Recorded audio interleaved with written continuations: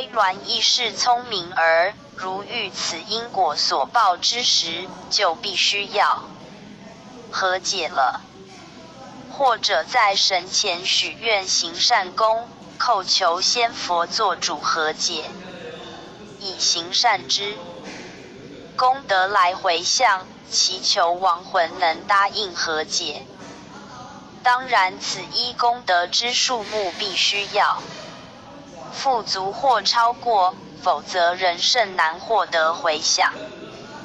尤其更必须具备一颗虔诚不二之心意，切不可存有亡魂又看不见，不知是否真有的心态，如此则诚意不足，不但无法得到亡魂的谅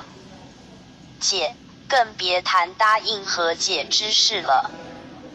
非鸾是雅。弟子以前看重修在替人办理与冤业和解时，都力劝善信大德们必须诚心诚意地祈求亡魂与自己和解，就知道那不是在开玩笑的了。可是，请问师尊到底在什么时机才能辨别自己的病痛是由于因果的缘故呢？继佛，此事乃是容易分辨的，在上一回中老衲也曾经解释过了。假如你生病了，去给医生看病，可是怎么看都无效，更查不出实魔原因，若有幸能很快查出病因的，便是简单的病症了。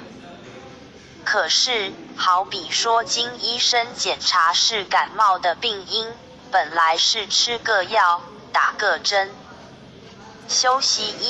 1-2天便会痊愈的，但此次却不知怎么了，连这最简单的病症，吃药打针也都无法见效，甚至一拖再拖的连续了好几个星期人不见起色，或者明知自己身体有病，医生却查不出病因者，便是因果相循的现象了。那么就该赶紧行功立德来解消此因果关系，免得再受皮肉疼痛之苦也。非鸾哦，原来如此，弟子明白了。